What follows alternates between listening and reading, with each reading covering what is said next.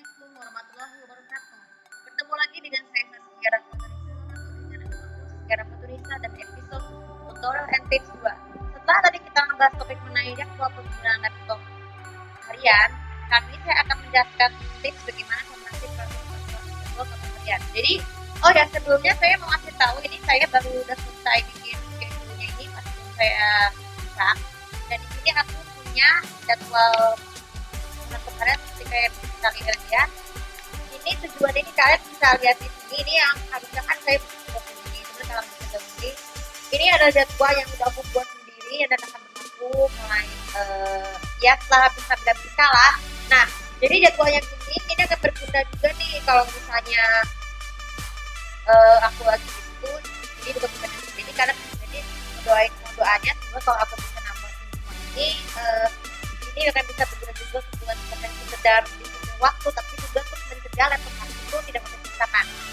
Nah sekarang ini kalau semua jadwal harian, nah mungkin kita semua sudah tahu kalau misalnya kita libur ya karena alasan seperti bermusim sekolah lah tuh ya, kita biasanya ada jadwal harian. Dulu tuh waktu aku masih zaman puasa tahun lalu ya, itu kan aku menggunakan jadwal harian seperti ini. Ini masih utuh ya, seperti ini. Jadi kalian bisa di sini di bagian kanan ini tuh kita ada melihat harinya, hari keberapa. Ini hari keberapa ini menunjukkan ini menunjukkan berapa banyak sehari yang akan menunjukkan hari jika tanggal ditentukan. Tapi ini kemudian ini ada jam kartunya pagi sore ini judul kartunya ya. Ini kalian bisa pilih sendiri suka kalian. Asalkan ini kalau aku kan saya kan cuma kayak pernah main TV ya. Ini ada tim Malaysia, ada Salina Series, ada Skyline, terus ada ini juga di K-pop pada sini. Nah, jadi ini contoh ya, ini sebenarnya contoh. Ini ada dua bagi dan sore. Kenapa tujuannya seperti itu? Tujuannya ini biar kalian untuk menghemat berapapun untuk hal perhatian dan demikian ya. Terus jumlah episodenya dikasih ini pagi dan sore sama ini kalian bisa tentukan episode sesuai kematangannya. Dan ini waktu untuk mulai dan selesai durasinya ini kalian bisa kalau menggabungkan sampai mau digabung kalian bisa menggabungkan dengan seperti ini. Saya buat video lama banget seperti ini ya, pagi pejabat kerja durasinya berapa dan yang terakhir waktunya nih.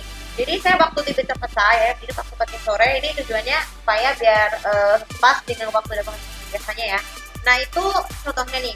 Nah bagaimana cara menaati peraturan kantor harian? Yang pertama adalah kalian harus ini dulu observasi terlebih dahulu. Observasi waktu itu sangat penting sekali untuk bentukan, karena kan biasanya kan kalau misalnya kita bisa voting acara apapun tuh kan buat batasnya sampai ada 2 polling ya. Batasnya sampai akhir sampai kapan? Kalau tanggalnya sudah ditentukan itu biasanya hari setelah voting jadwal tutup. Kalau tanggalnya sudah ditentukan kan harus perhatikan dulu ya tanggal berapa, mulai tanggal berapa dan tanggal berapa. Kemudian yang kedua pastikan nonton tuh harus pakai dalam keadaan menggunakan TV. Kenapa kalau pakai TV? Karena kan kita kan laptop tuh kan untuk menjaga keawetan laptop, kita kan harus pakai TV ya. Kalian bisa download di cari channel kartun apapun di YouTube, asalkan kalau misalnya kesulitan tidak apa-apa cari yang lain ya. Kalau kalian masih punya dan tiba-tiba tidak bisa dimainkan karena masa durasinya kosong, kalian harus bisa mengimport kembali dengan menggunakan VLC media player di laptop kalian. Nah, kemudian yang ketiga, pastikan tepat waktu. Seperti halnya dengan video belajar dari rumah, kalau kita bangun tepat waktu, dan terutama di bagian berpuasa, kita bisa harus nanti waktunya dan sampai terima kecuali kalau lagi beres-beres juga nggak apa-apa. Nonton sambil beres-beres rumah juga tidak apa-apa. Nah, dan kemudian yang keempat, mungkin kalau setelah 7 hari event terfavorit itu, karena bisa pilih event terfavorit untuk versi kalian ya. Ini kan baru membahasnya kalau harian, bukan nih. Jadi kalau itu harus minimal 24 hari sebelum ini ya, sebelum favorit yang sudah ditentukan. Kalau misalnya tanggal ditentukan. Dan yang terakhir yang saya menanti kartu harian yang terakhir adalah pastikan listrik di rumah ya itu dalam keadaan mati, keadaan lampunya harus cukupnya. Kenapa kalau kelebihan? Kalau kelebihan itu masih mati dan mengakibatkan jadwal harian itu terganggu.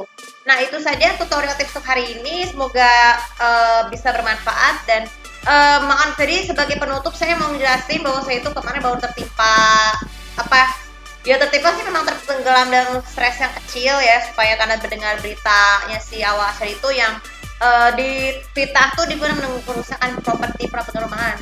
Padahal tapi untungnya dibayar pajak tuh sekitar berapa? Mungkin anggap aja ini semua.